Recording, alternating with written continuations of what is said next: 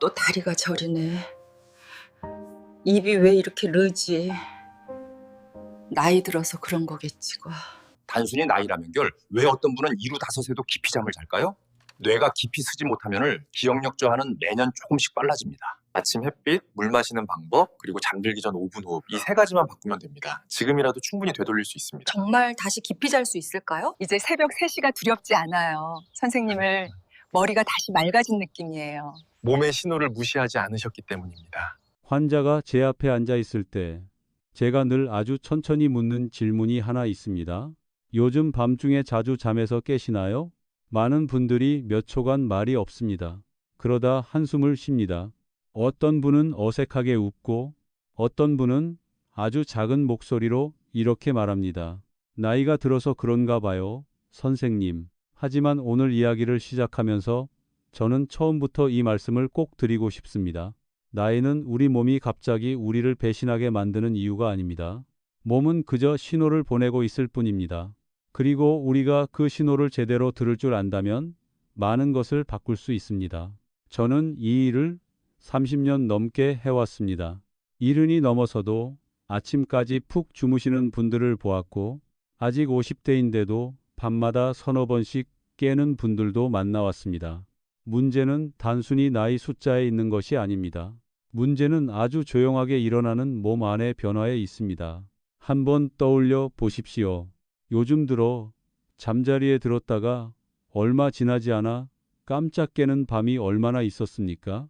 어떤 날은 새벽 1시, 어떤 날은 3시, 때로는 아주 사소한 느낌 하나 때문에 깨기도 합니다.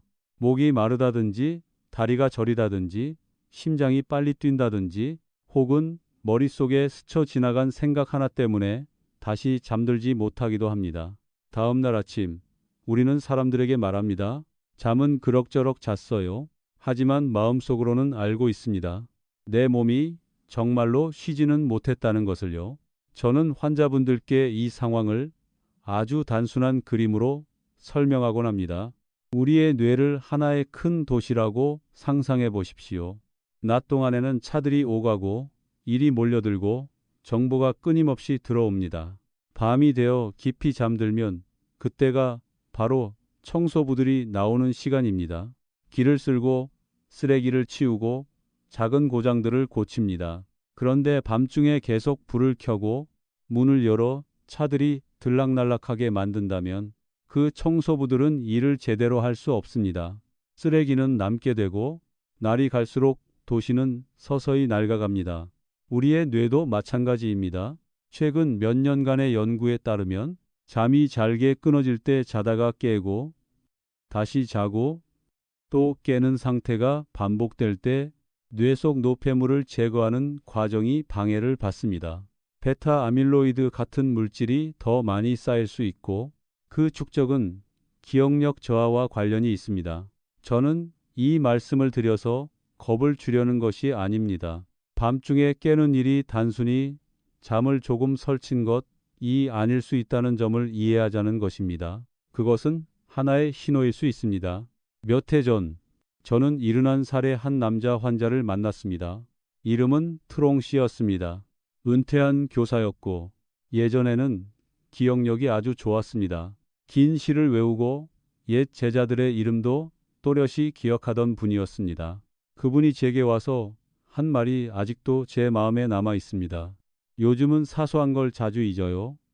심각하진 않지만 예전에 나와는 좀 달라진 것 같아요. 저는 수면 상태를 자세히 물었습니다. 그분은 거의 2년 동안 거의 매일 새벽 2시쯤에 깬다고 했습니다. 어떤 날은 몇 분 만에 다시 잠들었고 어떤 날은 아침 가까이까지 뒤척였다고 했습니다. 하지만 나이 들면 다 그렇지 하며 대수롭지 않게 넘기고 계셨습니다. 필요한 검사를 진행했습니다. 위험한 결과는 없었습니다. 다만 몇몇 수치에서 가벼운 염증 상태가 오래 지속되고 있다는 신호가 보였습니다. 밤 시간대 혈압 변동이 컸고 심박수도 완전히 안정적이지 않았습니다. 저는 깊지 않은 수면이 교감신경, 즉 스트레스 반응을 담당하는 신경계를 과도하게 활성화시킬 수 있다고 설명드렸습니다. 그렇게 되면 몸은 진짜 수리 모드로 들어가지 못합니다. 설명을 들은 뒤 그분의 눈빛을 저는 아직도 기억합니다. 그분은 작은 목소리로 이렇게 말했습니다. 아프지만 않으면 괜찮은 줄 알았어요. 이 생각은 아주 흔합니다. 우리는 통증이 있거나 붓거나 열이 나야만 걱정합니다. 하지만 많은 손상은 즉시 아픔을 만들지 않습니다. 그저 아주 천천히 서서히 몸을 닳게 할 뿐입니다. 예순이 넘어서면 몸은 아주 미묘하게 변합니다. 수면을 조절하는 호르몬인 멜라토닌은 점점 줄어들고 피부와 손발끝으로 가는 혈류도 감소해 밤에 쉽게 춥고 피부가 건조해지고 팔다리가 저리기 쉽습니다. 아주 작은 자극 하나만으로도 뇌가 깨어야 한다는 스위치를 켜버릴 수 있습니다. 이 일이 수백 밤 반복되면 뇌는 깊은 잠이 어떤 감각이었는지조차 잊어버립니다. 저는 한 환자에게 이렇게 말한 적이 있습니다. 깊은 잠은 행운이 아니라 균형의 결과라고요. 체온, 피부의 습도, 심장 박동, 호흡, 그리고 마음의 상태까지 이 모든 것이 균형을 이룰 때 비로소 깊은 잠이 옵니다. 그중 하나라도 어긋나면 뇌는 경계 상태를 유지합니다. 그래서 몹시 피곤한데도 막상 누우면 몸이 완전히 풀리지 않는 느낌을 받게 됩니다. 신경계가 아직 지켜보고 있는 상태이기 때문입니다.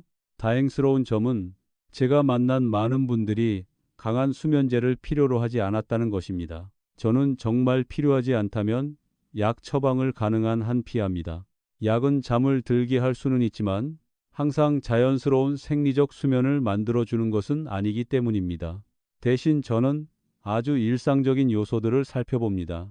잠자는 방의 공기가 너무 건조하지는 않은지, 잠들기 전 너무 뜨거운 물로 샤워해 피부의 수분을 빼앗고 있지는 않은지, 침대에 누워 뉴스를 보며 마음을 긴장 상태로 두고 있지는 않은지, 하루 종일 물을 거의 마시지 않다가 밤이 되어서야 갈증을 느끼는 습관은 없는지, 이런 사소해 보이는 것들이 의외로 열쇠가 되는 경우가 많습니다.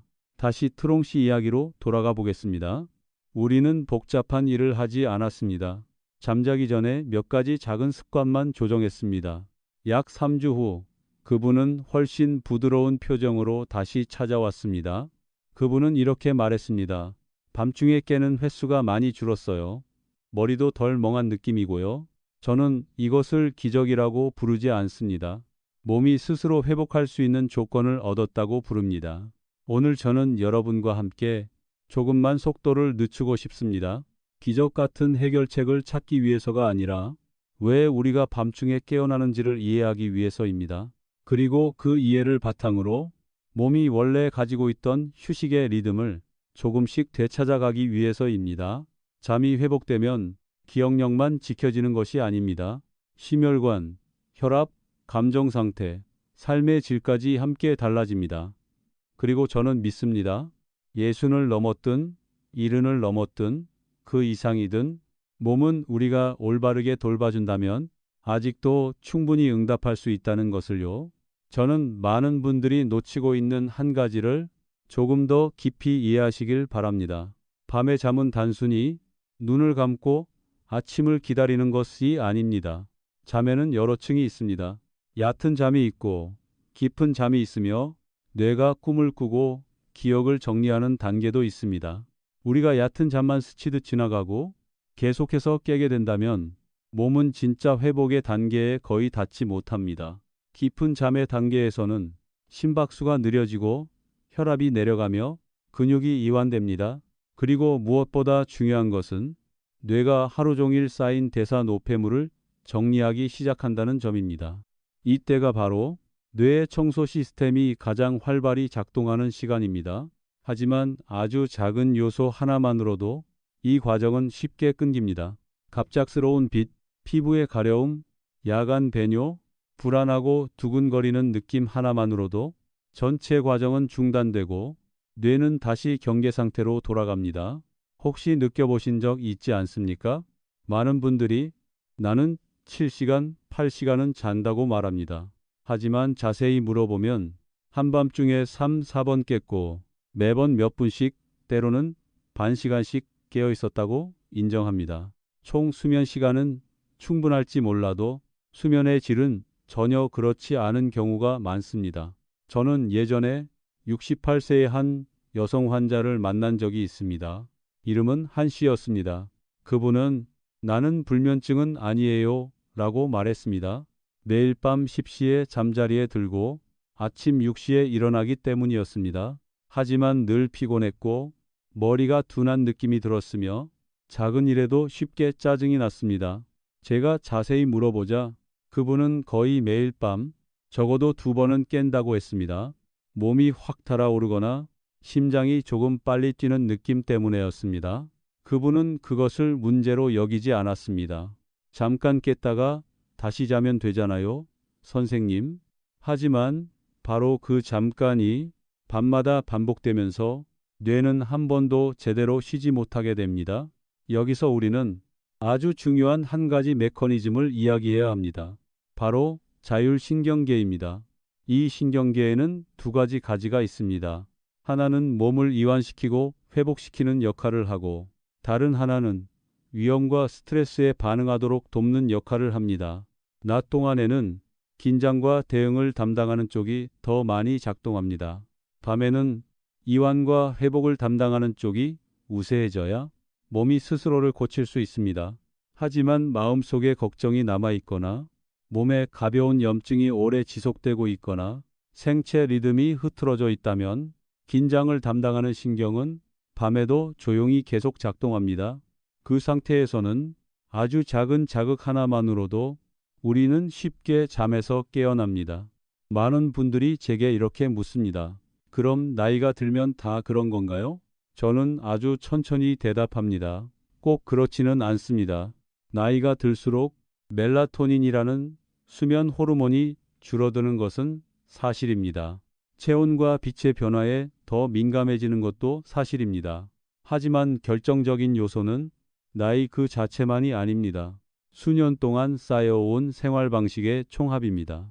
예를 들어 낮 동안 햇빛을 거의 보지 않고 움직임이 적다면 생체 리듬은 점점 흐릿해집니다. 뇌는 낮과 밤의 경계를 명확히 구분하지 못하게 됩니다. 그렇게 되면 이제 깊이 잠들 시간이다 라는 신호는 약해집니다. 또 저녁에 긴장되는 뉴스를 계속 보거나 자녀나 손주에 대한 걱정을 나누고 나면 신경계는 아직 해결해야 할 일이 남아있다고 착각합니다. 그 상태에서는 몸이 완전히 이완되는 것을 허락하지 않습니다. 또 하나, 많은 분들이 잘 인식하지 못하는 요소가 있습니다. 바로 몸속의 조용한 염증 상태입니다. 염증은 항상 통증을 일으키지 않습니다. CRP 수치가 약간 높다든지 혈관의 탄력이 떨어진다든지 혈당이 미세하게 흔들리는 정도일 수도 있습니다. 하지만 이런 작은 변화만으로도 뇌와 장기 사이의 신호는 쉽게 어긋납니다. 혈관이 수축하고 뇌로 가는 혈류가 불안정해지면 뇌는 경계 수준을 높입니다. 새벽이 삼시경, 혈당이 살짝 떨어지면 몸은 스스로를 조절하기 위해 자극 호르몬을 분비할 수 있습니다. 그리고 바로 그 조절 과정이 우리를 잠에서 깨웁니다. 많은 분들이 아무 이유 없이 깬다고 생각합니다. 하지만 사실 몸에는 언제나 이유가 있습니다. 저는 74세의 한 여성 환자가 아주 걱정스러운 표정으로 찾아왔던 일을 기억합니다. 그분은 이렇게 말했습니다. 뇌에 무슨 병이 생긴 것 같아서 무서워요. 매일 밤 정확히 3시에 깨요. 자세히 물어보니 그분은 살이 찔까봐 저녁을 아주 일찍 그리고 아주 적게 드셨습니다. 한밤중이 되면 혈당이 떨어지고 몸은 스스로를 조절해야 했습니다. 심박수가 조금 빨라지고 뇌는 이상 신호를 감지해 잠에서 깨웠던 것입니다. 우리는 저녁 식사를 조금 더 균형 있게 조정했습니다. 너무 적지 않게 단백질과 채소를 함께 먹도록 했습니다. 몇 주가 지나자 그분은 더 이상 매일같이 3시에 깨지 않았습니다. 이 경험은 해결책이 극단이 아니라 균형에 있는 경우가 많다는 사실을 다시 한번 확신하게 해주었습니다. 보시다시피 한밤중에 깨는 문제는 침대나 베개 하나의 문제가 아닙니다. 심장 박동, 혈관 상태, 호르몬, 피부, 그리고 머릿속 생각까지 모두 연결되어 있습니다. 그리고 여러 요소의 결과이기 때문에 단 한 알의 약으로 근본적인 해결을 기대하기는 어렵습니다. 그래서 저는 환자분들께 이렇게 말씀드립니다. 약을 찾기 전에 몸이 무엇을 부족해하고 있는지 먼저 보자고요. 낮 동안의 햇빛이 부족한지, 움직임이 부족한지, 잠들기 전에 이완이 부족한지, 아니면 피부가 너무 건조해 작은 불편감이 잠을 깨우고 있는지, 어떤 저녁에는 아주 사소한 습관 하나만 바꿔도 잠이 달라집니다. 하지만 그러기 위해서는 한밤중에 깨는 일이 나이 들면 당연한 일이 아니라는 사실을 정면으로 마주해야 합니다. 그것은 하나의 메시지입니다. 그리고 우리가 그 메시지를 무시하지 않고 진지하게 듣기 시작할 때 바로 그 지점에서 회복의 과정은 시작됩니다. 다음 이야기에서는 아주 평범해 보이지만 밤중에 우리를 깨우는데 중요한 역할을 하는 한 가지 요소를 여러분과 나누고자 합니다. 그것은 피부와 직접적으로 관련된 우리가 자주 놓치는 아주 미세한 감각에 관한 이야기입니다. 수면에 대해 이야기할 때 아주 많은 사람들이 거의 떠올리지 않는 한 가지가 있습니다. 바로 피부입니다. 처음 들으면 전혀 관련이 없어 보일지도 모릅니다. 하지만 30년이 넘는 진료 경험을 통해 저는 한 가지를 분명히 알게 되었습니다. 밤중에 잠에서 깨는 많은 경우가 몸 표면에서 시작되는 아주 작은 자극에서 비롯된다는 사실입니다. 한번 떠올려 보십시오. 야간 배뇨 때문도 아니고 소음 때문도 아닌데 다리에서 약간 가려운 느낌, 등이 살짝 화끈거리는 느낌, 혹은 피부 한 부위가 건조해서 불편한 감각 때문에 잠에서 깬 적은 없으신가요? 낮 동안에는 그런 감각들이 대수롭지 않을 수 있습니다. 하지만 밤이 되면 주변이 고요해지면서 뇌는 훨씬 더 예민해집니다. 아주 미세한 자극 하나만으로도 신경계는 반응할 수 있습니다. 예순을 넘어서면 피부는 더 얇아지고 피지선의 기능은 떨어지며 수분을 유지하는 능력도 감소합니다. 그 결과 특히 추운 계절이나 오랜 시간 에어컨을 사용하는 경우에 피부는 쉽게 건조해집니다. 피부 건조는 단순한 불편함으로 끝나지 않습니다. 자연 보호막이 약해지면 피부에 분포한 미세한 신경 말단들이 쉽게 자극을 받게 됩니다. 몸을 뒤척일 때마다, 이불이 살짝 스칠 때마다 그 신호는 뇌로 전달됩니다. 그리고 얕은 수면 상태에 있는 뇌는 그 신호를 하나의 경고로 받아들일 수 있습니다. 저는 예전에 73세의 한 남성 환자를 만난 적이 있습니다. 이름은 민 씨였습니다. 그분은 잠이 몹시 끊긴다고 호소했습니다. 통증도 없고 야간 배뇨도 많지 않은데 몇 시간마다 계속 깬다는 것이었습니다. 그분은 이렇게 말했습니다. 이유도 없이 그냥 깨요. 자세히 살펴보니 그분의 종아리 피부는 매우 건조했고 작은 균열이 여러 군데 보였습니다. 낮 동안에는 가려움이 심하지 않아 전혀 신경 쓰지 않고 계셨던 것입니다. 저는 그분께 잠들기 전에 보습제를 바르시는지 물었습니다. 그분은 웃으며 말했습니다. 남자가 그런 걸 왜 바릅니까, 선생님? 우리는 약을 바꾸지도 않았고 수면제를 추가하지도 않았습니다. 저는 단지 매일 밤 잠자리에 들기 전에 다리와 팔에 얇게 보습제를 바르고 낮 동안 충분히 물을 마시되 저녁에 몰아서 마시지 않도록 안내했습니다. 약 2주가 지난 뒤 그분은 놀란 표정으로 다시 찾아왔습니다. 요즘은 밤에 한 번만 깨요. 어떤 날은 아침 가까이까지 한 번도 안 깨고 자요. 보시다시피 때로는 해답이 복잡한 데에 있지 않습니다. 그렇다면 왜 피부가 깊은 잠에 이렇게까지 영향을 미칠 수 있을까요? 피부는 우리 몸에서 가장 큰 기관이며 수많은 감각 수용체를 가지고 있기 때문입니다. 피부가 건조해지면 몸은 그 자극에 반응해 코르티솔과 같은 스트레스 호르몬을 아주 소량 분비할 수 있습니다. 밤 시간대에 코르티솔이 조금만 증가해도 수면을 조절하는 호르몬인 멜라토닌은 감소합니다. 멜라토닌은 나이가 들수록 이미 줄어들어 있습니다. 그 상태에서 추가로 억제되면 수면은 더욱 쉽게 끊어집니다.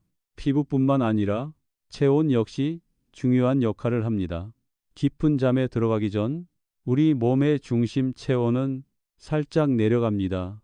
하지만 침실이 너무 덥거나 너무 차가우면 이 과정은 방해를 받습니다. 많은 어르신들이 잠들기 전에 아주 뜨거운 물로 샤워하는 습관이 있습니다. 그렇게 해야 잠이 잘 온다고 생각하기 때문입니다. 하지만 지나치게 뜨거운 물은 피부의 수분을 빠르게 빼앗고 혈관을 강하게 확장시킨 뒤 급격히 수축시켜 몸이 안정되기 어렵게 만듭니다. 저는 따뜻한 샤워 자체를 반대하지는 않습니다. 다만 물의 온도를 적당히 하고 샤워 후에는 부드럽게 물기를 닦은 뒤 피부가 아직 약간 촉촉할 때 바로 보습을 해 주시라고 권합니다. 이쯤에서 이렇게 생각하실 수도 있습니다. 그게 전부인가요? 네, 많은 경우 정말 그것이 전부입니다. 수면은 켜고 끄는 스위치가 아닙니다. 몸속의 수많은 작은 신호들이 서로 조화를 이룬 결과입니다. 피부가 충분히 촉촉하고 체온이 안정되고 신경계가 안전하다고 느낄 때 뇌는 더 쉽게 깊은 수면 단계로 들어갑니다. 저는 손주들과 함께 사는 76세의 한 할머니를 기억합니다.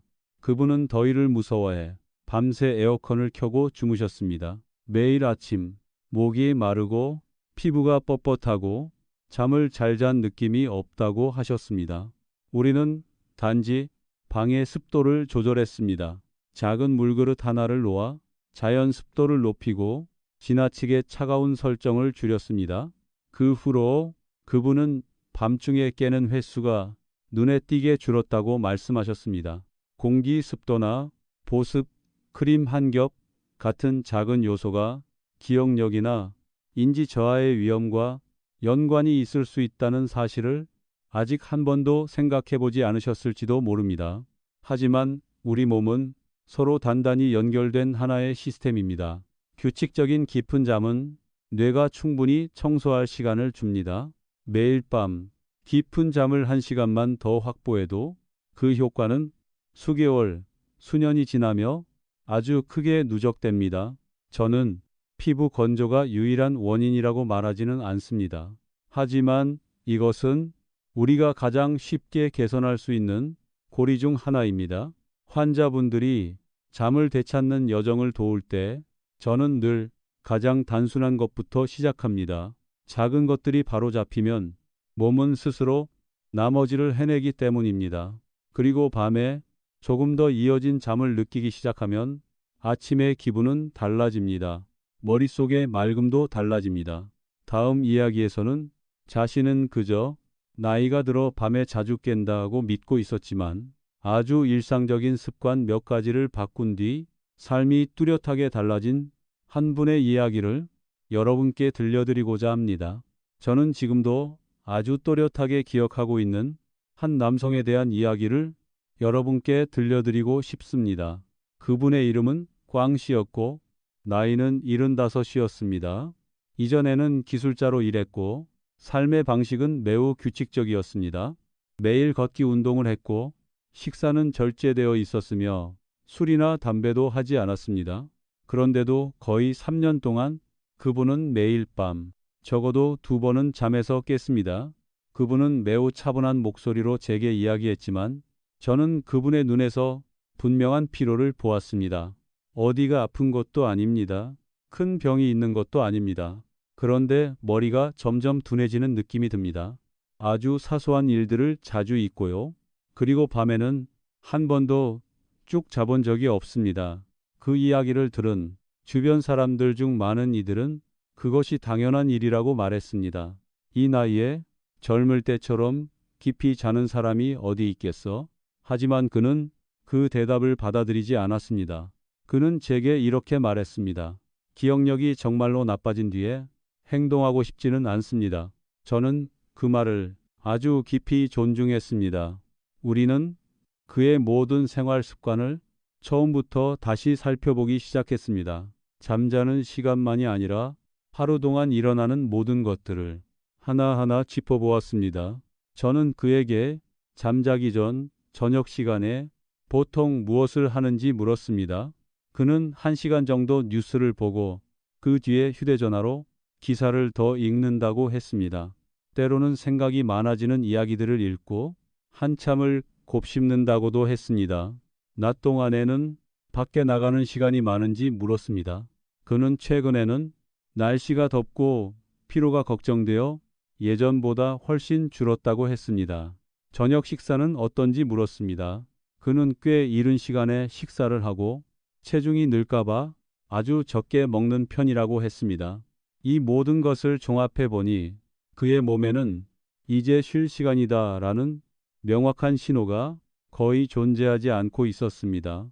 낮 동안 자연광에 거의 노출되지 않으니 생체 리듬은 흐릿해졌고 저녁에는 화면에서 나오는 푸른 빛에 노출되며 뇌는 아직 낮이라고 착각했습니다. 게다가 저녁 식사가 너무 가벼워 한밤중에 혈당이 흔들렸습니다. 이 모든 요소들이 합쳐져 그는 이유 없는 각성이라고 느꼈던 밤중에 깨어남을 만들어내고 있었습니다. 저는 많은 것을 바꾸지 않았습니다. 그에게 아침에 자연광 아래에서 최소 20에서 30분 정도 산책을 하도록 권했습니다. 잠자기 최소 1시간 전에는 화면을 끄도록 조언했습니다. 그리고 저녁 식사는 너무 적지 않게 가볍게 균형을 맞추고 소량의 단백질을 더하도록 했습니다. 또 하나, 침실을 정말로 어둡고 조용하게 유지하라고 강조했습니다. 많은 분들이 불을 껐다고 생각하지만 전자기기에서 나오는 빛이나 작은 수면 등의 빛만으로도 멜라토닌은 영향을 받을 수 있습니다. 약 1달 후 그는 다시 제 앞에 앉았습니다. 그는 많은 말을 하지 않았습니다. 그저 잔잔하게 웃으며 이렇게 말했습니다. 어젯밤에는 10시부터 새벽 4시 가까이까지 한 번도 깨지 않고 잤습니다. 그리고 다시 잠들어서 6시까지 잤습니다. 정말 오랜만에 머리가 이렇게 맑은 느낌입니다. 저는 그에게 기분이 어떤지 물었습니다. 그는 이렇게 답했습니다. 예전의 나를 조금 되찾은 것 같습니다. 보셨지요? 잠은 단지 밤의 문제가 아닙니다. 그것은 우리가 하루를 어떻게 사는지를 그대로 비춥니다.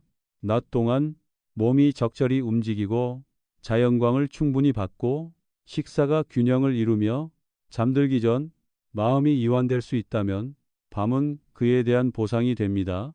하지만 하루 종일 긴장 속에 있고 움직임이 적고 밖에 나가지 않다가 저녁에도 계속해서 정보로 뇌를 자극한다면 몸은 깊은 휴식 상태로 전환되기 어렵습니다. 많은 어르신들이 침대에 누워 과거를 떠올리거나 자녀와 손주를 걱정하거나 아주 사소한 일로 스스로를 탓합니다. 그것이 잠깐 스치는 생각일 뿐이라고 여기지만 신경계에게는 그것이 경계해야 할 신호가 됩니다. 저는 환자분들께 이렇게 말씀드립니다. 잠자기 전 몸에 하나의 의식을 만들어 주시라고요. 따뜻한 차 한 잔일 수도 있고 느린 호흡 몇 분일 수도 있으며 화면 대신 종이책 몇 쪽을 읽는 것일 수도 있습니다. 그 의식이 매일 밤 반복되면 뇌는 서서히 이제 내려놓아도 되는 시간이라는 것을 이해하게 됩니다. 저는 나이가 들며 변화가 생긴다는 사실을 부정하지 않습니다. 하지만 많은 분들이 자신의 몸이 가진 적응 능력을 과소평가하고 있다고 믿습니다. 깊은 잠은 젊은 사람만의 특권이 아닙니다. 그것은 올바른 준비의 결과입니다. 그리고 제가 여러분께 꼭 기억해 주시길 바라는 가장 중요한 한 가지는 이것입니다. 기억력이 눈에 띄게 나빠진 뒤에야 잠을 걱정하기 시작하지 마십시오. 오늘 밤에 한 번 더 이어진 잠이 앞으로 5년, 10년 뒤에 뇌를 위한 투자이기 때문입니다. 지금 제 이야기를 들으며 자신도 밤중에 깨는 것이 습관처럼 되어 있다는 것을 깨달으셨다면 그것을 당연한 일로 넘기지 않으시길 바랍니다. 아주 작은 것부터 시작하십시오. 빛을 조절하고 잠들기 전 습관을 조정하고 피부 상태와 방의 온도, 저녁 식사를 살펴보십시오. 그리고 몇 주가 지나 조금이라도 잠이 더 깊어졌다고 느낀다면 그 변화를 붙잡고 계속 이어가십시오. 몸에는 옛 리듬을 되찾을 시간이 필요합니다. 저는 70을 넘긴 뒤에도 수면이 개선되는 분들을 여러 번 보아왔습니다. 그리고 잠이 달라지면 기분과 기억력, 심지어 혈압까지도 서서히 안정되는 것을 확인했습니다. 이 이야기가 여러분께 도움이 되었다면 소중히 여기는 한 사람에게 함께 나누어 주십시오.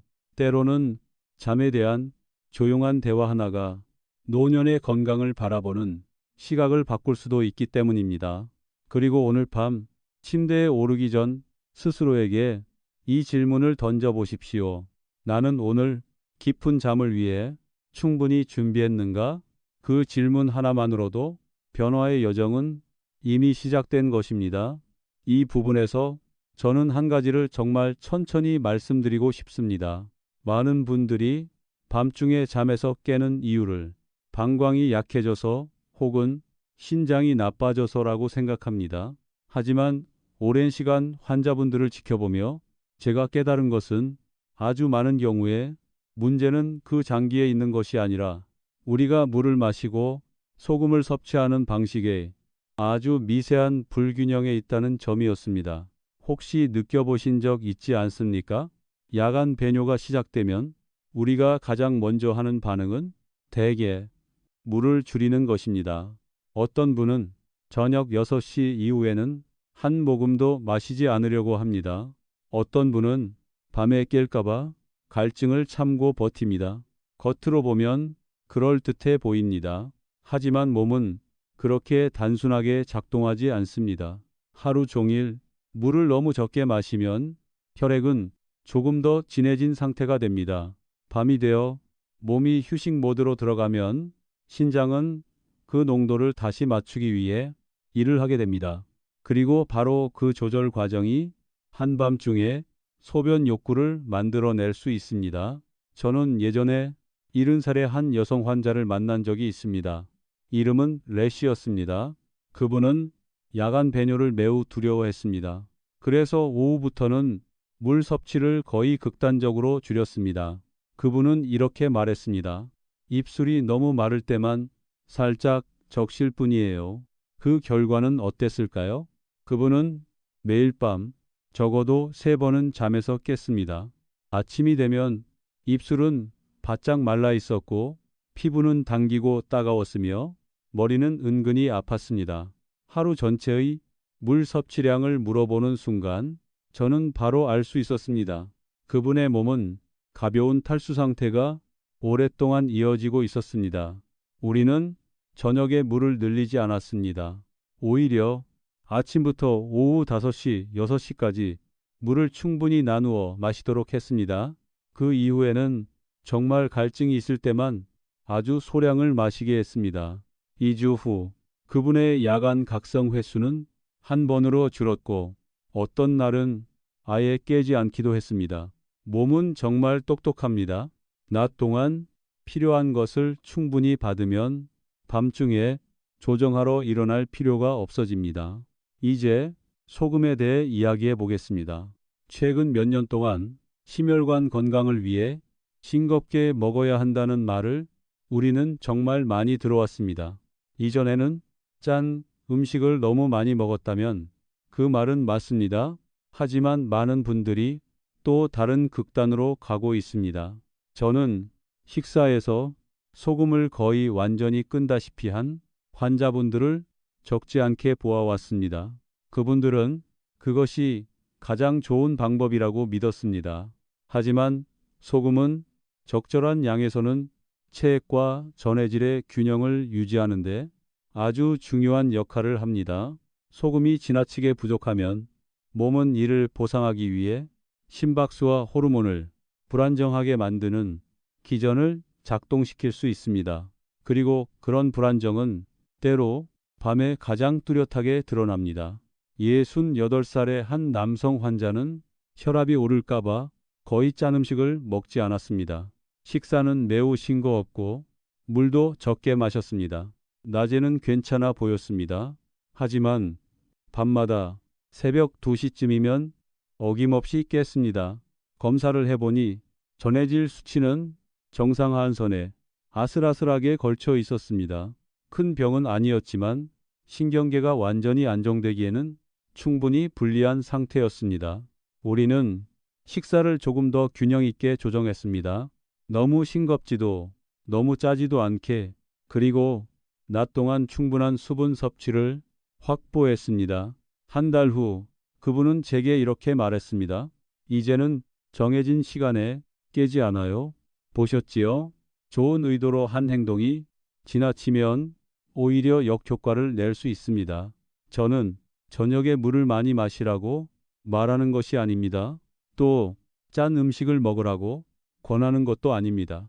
제가 강조하고 싶은 것은 오직 두 글자입니다. 균형입니다. 물과 소금의 균형, 먹는 것과 줄이는 것의 균형, 걱정과 내려놓음의 균형. 깊은 잠은 바로 그 균형에서 나옵니다. 또 한 가지 나누고 싶은 점이 있습니다. 많은 어르신들이 누워서 생각하기 시작합니다. 병에 대해 생각하고, 돈에 대해 생각하고, 자녀와 손주를 걱정합니다. 그 생각들은 낮에는 가벼울 수 있습니다. 하지만 밤에는 고요한 공간 속에서 훨씬 커집니다. 신경계는 그것이 실제 위험인지 상상 속의 걱정인지를 구분하지 못합니다. 그저 처리해야 할 일이 있다고 느끼고, 그래서 우리를 깨웁니다. 저는 몇몇 환자분들께 잠들기 전에 마음을 어지럽히는 생각들을 종이에 적어보라고 권했습니다. 다 적은 뒤에는 종이를 접어 옆에 두라고 했습니다. 그것은 뇌에게 이렇게 말하는 행동입니다. 이건 내일 할 일이다. 아주 단순해 보이지만 이 작은 행동 하나로 잠이 훨씬 편안해진 분들이 적지 않습니다. 존경하는 여러분, 저는 밤중에 깨어나는 수많은 사례를 보아왔습니다. 모든 사람이 똑같지는 않습니다. 하지만 한 가지 공통점은 분명합니다. 약 하나를 찾기보다 삶의 방식을 전체적으로 돌아보기 시작했을 때 수면은 서서히 나아졌다는 점입니다. 다음 이야기에서는 오늘 밤부터 당장 시작할 수 있는 아주 구체적인 3가지를 여러분께 말씀드리고자 합니다. 비용이 들지 않고 복잡하지 않지만 꾸준히 하면 몇 주 안에 수면의 질을 바꿀 수 있는 방법들입니다. 이제 잠시 허리를 곧게 세우시고 제가 지금부터 말씀드릴 3가지를 아주 천천히 들어주시기 바랍니다. 복잡한 이론이 아닙니다. 이상한 방법도 아닙니다. 아주 구체적이고 아주 일상적인 3가지일 뿐입니다. 하지만 이것을 꾸준히 실천하면 몸은 서서히 반응하기 시작합니다. 첫 번째, 낮의 신호를 다시 설정하는 것입니다. 많은 어르신들이 집안에서 보내는 시간이 너무 많습니다.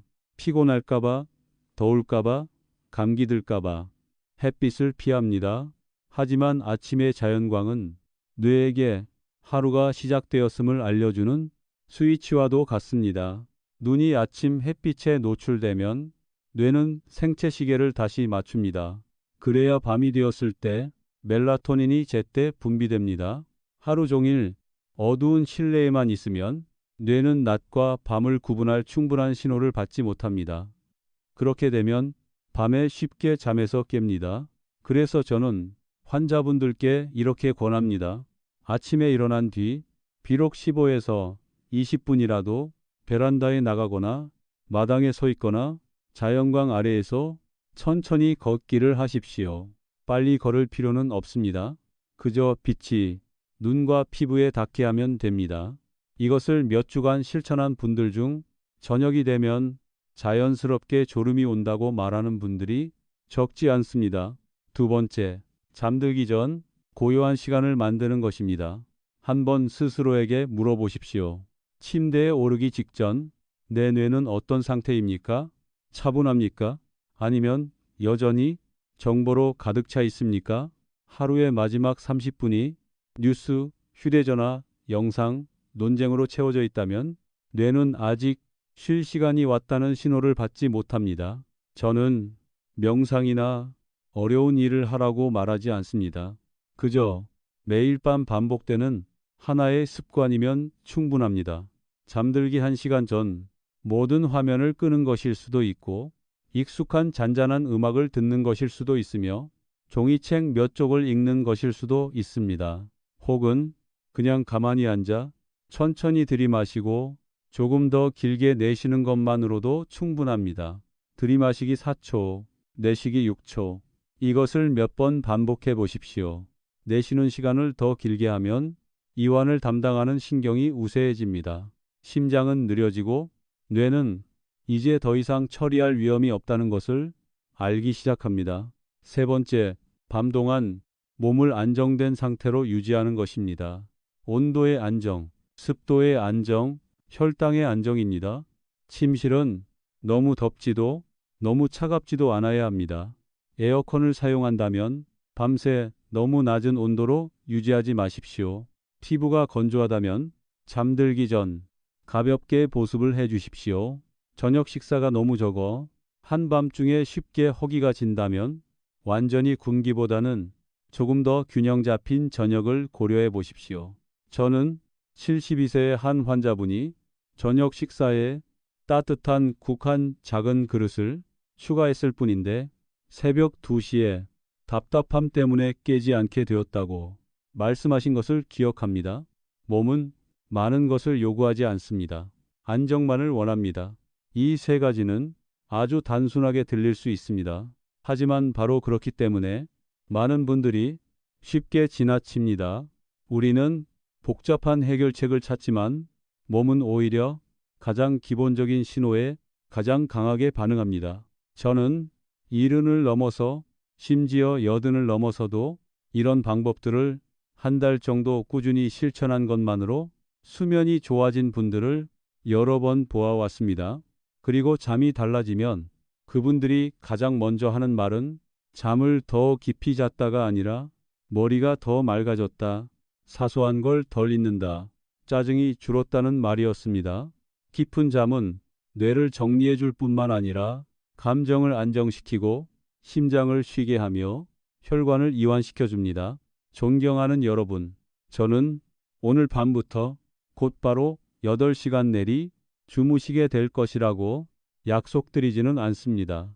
하지만 오늘부터 아주 작은 한 걸음씩 시작한다면 몇 주 안에 몸은 분명히 변화를 보여줄 것이라고 믿습니다. 기억력이 눈에 띄게 떨어진 뒤에야 잠을 돌아보지 마십시오. 매일 밤의 깊은 잠을 미래를 위한 저축으로 여기십시오. 이 이야기가 여러분의 마음에 닿았다면 오늘 밤 제가 말씀드린 세 가지 중 하나만이라도 바로 실천해 보십시오. 그리고 밤마다 자주 깨는 소중한 사람이 있다면 이 이야기를 나누어 주십시오. 수면을 돌보는 일은 결코 먼 이야기가 아닙니다. 그것은 노년의 맑음과 평온, 그리고 존엄을 지키는 방법입니다. 오늘부터 침대에 눕기 전 스스로에게 이 질문을 던져보십시오. 나는 오늘 몸이 쉬기에 충분한 조건을 만들어 주었는가? 그 질문이 매일 밤 반복되기만 해도 깊은 잠은 서서히 다시 돌아올 것입니다. 이 부분에서는 제가 조금 더 자세히 말씀드리고 싶습니다. 아주 많은 분들이 자신도 모르게 그냥 지나치고 있기 때문입니다. 많은 어르신들이 제게 이렇게 말씀하십니다. 저는 불면이 걱정되는 게 아닙니다. 기억력이 더 걱정됩니다. 하지만 이 두 가지는 서로 떨어져 있지 않습니다. 수면이 수개월, 수년에 걸쳐 계속해서 잘게 끊기면 뇌는 기억을 재정리하는 능력을 점점 잃게 됩니다. 하루 동안 보고, 듣고, 겪은 일들이 깔끔하게 정리되지 못합니다. 그래서 다음 날이 되면 머리가 무겁고 생각이 느리고 사소한 것들을 자주 잊게 됩니다. 제 환자들 중에는 심각한 치매가 있는 분들이 아닌 경우도 많습니다. 그런데도 제가 정말 자주 듣는 말이 있습니다. 요즘 저는 제가 아닌 것 같습니다. 그 느낌은 어디에서 오는 걸까요? 그것은 매일 밤 뇌가 충분히 길고 깊은 수면 단계로 들어갈 시간을 확보하지 못하는 데서 옵니다. 그 깊은 단계에서야 비로소 신경 연결이 강화되고 단기 기억이 장기 기억으로 옮겨집니다. 하지만 새벽 1시에 깨고 3시에 다시 깨고 운동이 틀 무렵까지 잠이 들었다 깼다를 반복하면 그 과정은 계속해서 끊깁니다. 73세의 한 여성 환자는 제게 이렇게 말한 적이 있습니다. 낮에는 말도 잘하고 대화도 문제 없어요. 그런데 예전만큼 머리가 빠르지 않은 것 같아요. 자세히 물어보니 그분은 무려 3년 동안 매일 밤 입이 마르고 다리가 저려 적어도 2번씩 잠에서 깼습니다. 큰 병은 아니었습니다. 그저 아주 작은 자극들이 반복되고 있었을 뿐이었습니다. 우리는 아주 천천히 조정을 시작했습니다. 낮 동안의 활동량을 조금 늘리고 침실의 습도를 맞추고 저녁 6시 이전에 충분한 수분을 보충하고 밤에는 호흡을 더 길게 하는 연습을 했습니다. 약 6주가 지나 그분은 제가 오래도록 잊지 못할 한마디를 하셨습니다. 잠만 좋아진 게 아니라 생각이 훨씬 또렷해졌어요. 보셨지요? 깊은 잠은 방을 정리하는 일과도 같습니다. 문을 계속 열어두면 청소하는 사람은 끝내 일을 마칠 수 없습니다. 또 하나 아주 흔한 오해가 있습니다. 이 부분도 분명히 짚고 넘어가고 싶습니다. 많은 분들이 총 수면 시간만 충분하면 된다고 생각합니다. 하지만 중요한 것은 양이 아니라 질입니다. 8시간을 잤지만 5번이나 깬 사람과 6시간 반을 한 번도 깨지 않고 잔 사람은 전혀 다릅니다. 몸은 중간에 끊기지 않는 완전한 주기를 필요로 합니다. 그리고 또 하나 꼭 생각해 보셔야 할 요소가 있습니다. 바로 두려움입니다. 잠에서 깨는 것을 두려워하기 시작하면 그 두려움 자체가 수면을 더 불안정하게 만듭니다. 69세의 한 남성 환자는 한밤중에 시계를 보는 것이 가장 무섭다고 말했습니다. 잠에서 깨자마자 휴대전화를 켜 시간을 확인했고 새벽 2시인 것을 보면 곧바로 이렇게 생각했습니다. 아직 아침까지 4시간이나 남았네. 이제 다시는 못 자겠구나. 그 생각 하나만으로도 심장은 더 빨리 뛰고 뇌는 더 또렷해집니다. 저는 그분께 아주 단순한 조언을 했습니다. 밤중에 깼을 때 소변이 급하지 않다면 시계를 보지 말 것, 휴대전화를 확인하지 말 것, 그저 가만히 누워 천천히 호흡하고 다시 잠들 수도 있고 잠들지 못할 수도 있다는 사실을 그대로 받아들이라고 했습니다. 2주 후 그분은 시계를 보지 않는 것만으로도 불안이 훨씬 줄었다고 말했습니다. 존경하는 여러분, 노년은 몸과 싸우는 시간이 아닙니다. 몸과 협력하는 법을 배워가는 과정입니다. 깊은 잠은 억지로 만들 수 없습니다. 하지만 그것이 오도록 환경을 만들어 줄 수는 있습니다. 저는 70을 넘은 많은 분들이 잠을 개선한 것을 보았습니다. 그 비결은 태도를 바꾼 것이었습니다. 불안에서 관찰로, 강요에서 지지로 옮겨간 것입니다. 지금 이 말을 들으며 밤중에 깨는 일을 이미 당연한 일로 받아들이고 계셨다면 한번 다시 생각해 보시길 바랍니다. 더 긴장하라는 뜻이 아닙니다. 우리 몸은 아직도 반응할 능력이 있다는 사실을 이해하자는 것입니다. 그리고 다음 이야기에서는 마지막이지만 아주 중요한 한 가지를 말씀드리고자 합니다. 바로 나이와 피로를 우리가 어떻게 바라보는지에 대한 이야기입니다. 왜냐하면 우리의 믿음 역시 몸이 작동하는 방식에 영향을 주기 때문입니다. 30년이 넘게 이 일을 하면서 저는 물 섭취나 빛, 호르몬만큼이나 중요한 한 가지를 깨닫게 되었습니다. 그것은 우리가 나이를 어떻게 생각하느냐입니다. 많은 어르신들이 60, 70을 넘기며 마음속에 이런 믿음을 품습니다. 이제 몸이 내려가는 건 자연스러운 일이다.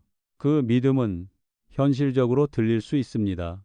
하지만 때로는 그 믿음이 우리가 스스로를 돌보는 일을 느슨하게 만듭니다. 밤중에 잠에서 깼을 때 내 몸에 무엇이 부족한 걸까? 라고 묻기보다 우리는 이렇게 말합니다. 나이가 들었으니까 그럴 수 있지. 기억력이 조금 느려졌을 때도 이 나이에 누가 안 잊겠어? 라고 넘깁니다. 하지만 몸은 우리의 주민등록증을 읽지 않습니다. 몸은 나이 숫자에 반응하지 않고 생물학적 신호에 반응합니다. 저는 78의 나이에도 아주 깊이 잠들고 기억력도 자기보다 10살이나 어린 사람들보다 더 좋은 분을 만난 적이 있습니다. 반대로 60을 조금 넘긴 나이에 이미 잘게 끊긴 잠으로 힘들어하는 분들도 보아왔습니다. 차이는 유전자에만 있지 않습니다. 어떻게 사는지, 어떻게 생각하는지, 자신의 생체 리듬을 어떻게 유지하는지에 있습니다. 이 점을 분명히 이해하셨으면 합니다. 깊은 잠은 우연히 주어지는 선물이 아닙니다. 몸과 마음이 서로 맞물려 움직일 때 나타나는 결과입니다. 마음속으로 나는 잠을 못 잘 거야 라고 계속 생각하면 뇌는 그 상황을 대비합니다. 신경계는 경계 상태를 유지하고 결국 정말로 잠들기 어려워집니다. 저는 긍정적으로만 생각하면 모든 것이 해결된다고 말하는 것이 아닙니다. 하지만 밤에 깨는 일을 두려워하지 않게 되었을 때 수면이 더 안정된 분들을 수없이 보아왔습니다. 72살의 한 여성 환자는 제게 이렇게 말했습니다. 새벽 3시에 깨긴 했지만 당황하지 않고 몸이 알아서 조절할 거라고 생각하며 가만히 누워 있었어요. 몇 주 뒤 그분의 야간 각성 횟수는 눈에 띄게 줄었습니다. 보시다시피 같은 사건, 새벽 3시에 깬다는 것이라도 우리가 어떻게 반응하느냐에 따라 결과는 달라집니다. 이 나이에 우리가 해야 할 일은 작은 변화 하나하나에 맞서 싸우는 것이 아니라 전체 시스템이 부드럽게 돌아가도록 돕는 것입니다. 낮 동안 가볍게 몸을 움직이고 균형 있게 먹고 자연광을 쬐고 잠들기 전 마음을 덜 자극한다면 밤에는 몸이 회복 상태로 들어갈 기회를 얻게 됩니다. 그리고 다시 한번 강조하고 싶습니다. 회복은 단순한 휴식이 아닙니다. 혈관이 이완되는 시간이고 뇌가 노폐물을 제거하는 시간이며 기억이 정리되고 감정이 조절되는 시간입니다. 깊은 잠 한 번은 몸이 스스로를 고치는 과정입니다. 이런 밤들이 차곡차곡 쌓이면 인지 저하의 위험은 낮아지고 감정은 더 안정되며 혈압 역시 더 일정한 경향을 보이게 됩니다. 저는 오늘 밤부터 모든 것이 완벽해질 것이라고 약속드리지는 않습니다. 하지만 아주 작은 것 하나, 아침 산책, 화면을 일찍 끄는 것, 보습을 하는 것, 낮 동안 충분히 물을 마시는 것을 시작해 몇 주간 유지한다면 몸은 분명히 답을 해줄 것이라고 믿습니다. 밤중에 깨는 일을 운명으로 여기지 마십시오. 그것을 하나의 신호로 받아들이십시오. 그리고 오늘 이 이야기를 들으며 자신의 모습이 겹쳐 보였다면 부디 침묵하지 마십시오. 오늘 밤부터 한 가지라도 바꿔보십시오. 또 밤마다 뒤척이는 친구나 가족이 있다면 이 이야기를 함께 나누어 주십시오. 때로는 제때 전해진 한 정보가 수면을 바라보는 시각을 완전히 바꿔놓을 수 있습니다. 노년은 쇠퇴가 아닙니다. 더 섬세한 돌봄이 필요한 시기입니다. 그리고 깊은 잠은 앞으로의 세월 동안 우리의 맑음과 평안, 그리고 자존감을 지키는 가장 중요한 토대입니다. 오늘 밤 침대에 누웠을 때 그저 잠이 오기만을 기다리지 마십시오. 우리 몸은 매일 우리를 지키기 위해 애쓰고 있다는 사실을 기억해 주십시오. 그리고 우리가 할 일은 단 하나입니다. 몸이 그 일을 잘 해낼 수 있도록 조건을 만들어 주는 것뿐입니다. 이 부분에서 저는 아주 솔직한 말씀을 드리고 싶습니다. 많은 분들이 자신의 문제를 그저 잠을 깊이 못 자는 것이라고만 생각합니다. 하지만 수많은 사례를 오랫동안 지켜본 끝에 제가 깨달은 것은 오래 지속되는 얕은 잠은 온몸 전체가 조용히 지쳐 있다는 상태를 비추는 거울이라는 점입니다. 몸은 아무 이유 없이 저절로 깨어나지 않습니다. 심장이 평소보다 조금 더 일하고 있을 수도 있고, 혈관이 아주 미세하게 수축했을 수도 있으며, 혈당이 흔들렸을 수도 있고, 신경계가 아직 완전히 놓아주지 못했을 수도 있습니다. 그리고 이런 밤이 수백 번 반복되면 뇌는 점차 깨는 습관을 만들어냅니다. 저는 이것을 하나의 고리, 즉 반복 회로라고 부릅니다. 이렇게 상상해 보십시오. 몇 달 동안 매일 새벽 2시쯤에 깬다면 뇌는 그 시간을 미리 예상하기 시작합니다. 그 시각이 다가오기 전부터 경계 수준을 살짝 높여 놓습니다. 그리고 익숙한 시간이 되면 아주 작은 자극 하나만으로도 눈을 뜨게 됩니다. 저는 이런 모습을 아주 많은 환자분들께서 겪는 것을 보아왔습니다. 74살의 한 남성 환자는 그날의 식사나 운동량과 상관없이 매일 3시에 깬다고 말했습니다. 소변 때문도 아니고 통증도 없었습니다. 그저 눈이 떠진다는 것이었습니다. 우리는 아주 천천히 변화를 시작했습니다. 먼저 그분은 시계를 보지 않기로 했습니다. 둘째, 깼을 때 불편하지 않다면 억지로 잠들려고 하지도 자신을 몰아붙이지도 않았습니다. 그저 가만히 누워 천천히 호흡하며 눈을 감고 쉬도록 했습니다. 몇 주가 지나자 그 고정된 기상 시간은 서서히 흔들리기 시작했습니다. 어떤 날은 아예 깨지 않았고, 어떤 날은 조금 일찍 깼지만 다시 잠드는 속도가 훨씬 빨라졌습니다. 그 반복 고리는 깨졌습니다. 이 경험은 제게 다시 한번 확신을 주었습니다. 뇌는 습관을 아주 쉽게 배우지만 다시 배우는 것도 가능하다는 사실입니다.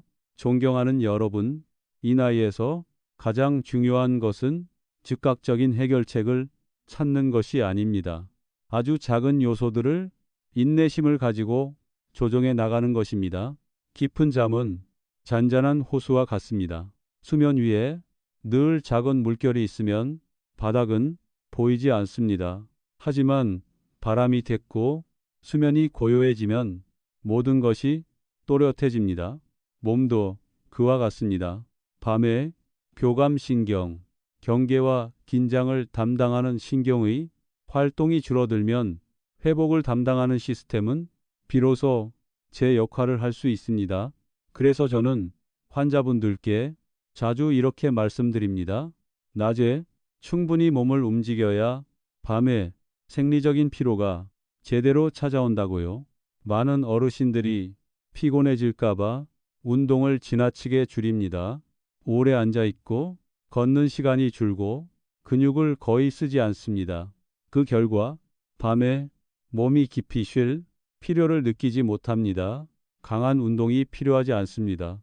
느린 걸음으로 20에서 30분 걷기, 관절을 부드럽게 움직이기 또는 무리가 되지 않는 집안일만으로도 충분합니다.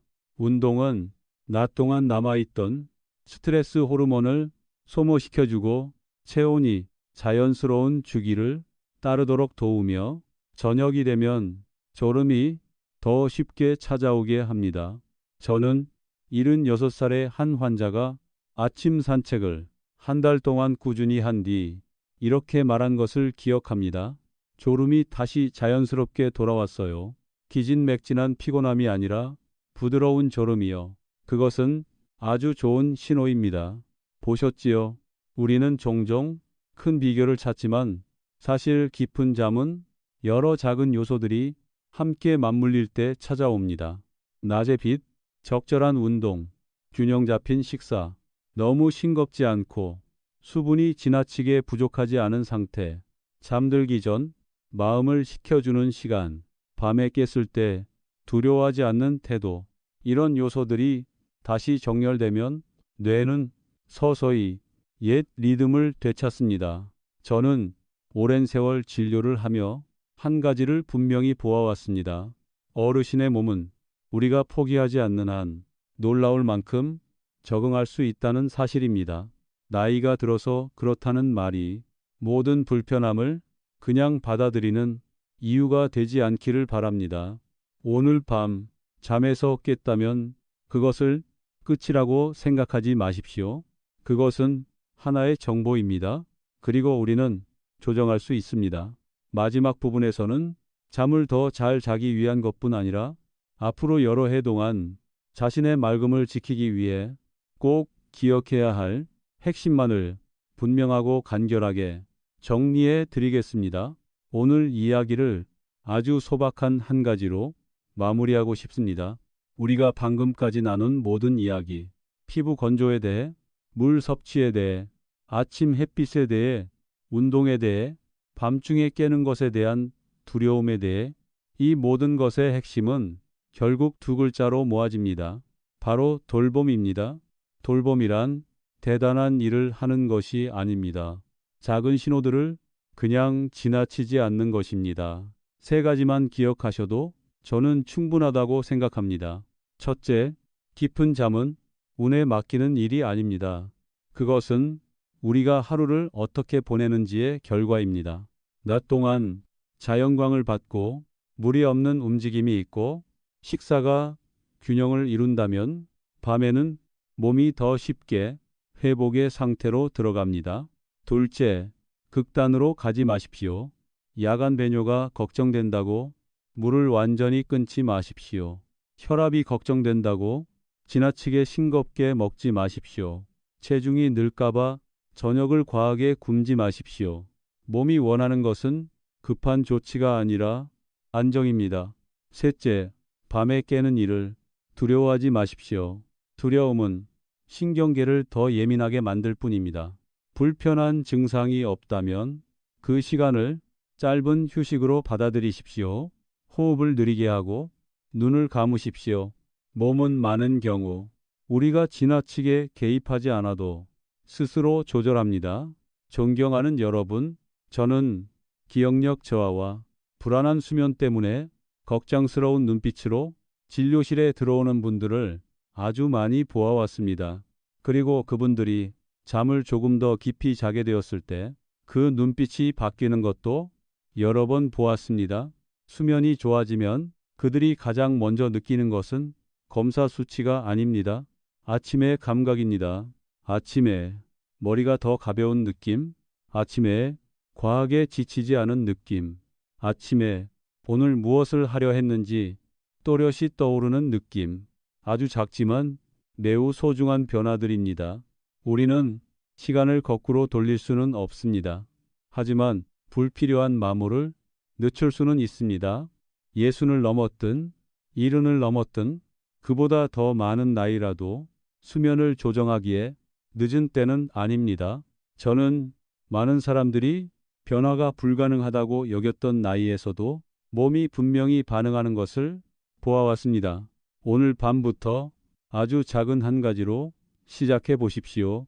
아침 햇빛을 받는 것, 화면을 조금 더 일찍 끄는 것, 침실을 안정적으로 유지하는 것, 낮 동안 충분히 물을 마시는 것, 그리고 무엇보다 자기 몸을 인내심 있게 대하는 것입니다. 오늘의 이야기가 도움이 되었다면 밤마다 뒤척이는 친구나 가족 한 사람에게 함께 나누어 주십시오. 그분은 그저 나이가 들어서 그렇다고 생각하고 있을지도 모르지만 사실은 몸이 올바른 돌봄을 필요로 하고 있을 뿐일지도 모릅니다. 깊은 잠은 단순한 휴식이 아닙니다. 그것은 기억과 감정, 그리고 노년의 품위를 지켜주는 토대입니다. 다가오는 밤들 속에서 여러분이 밤중에 깨는 일을 더 이상 당연한 것으로 여기지 않기를 바랍니다. 그것을 부드러운 알림으로 받아들이고 조금씩 조정해 나가십시오. 몸은 매일 여러분을 위해 묵묵히 일하고 있습니다. 그 일이 잘 이루어질 수 있도록 환경을 만들어 주십시오. 그리고 오늘 밤 침대에 누울 때 이렇게 믿어 주십시오. 나는 편안한 잠을 누릴 자격이 있다고.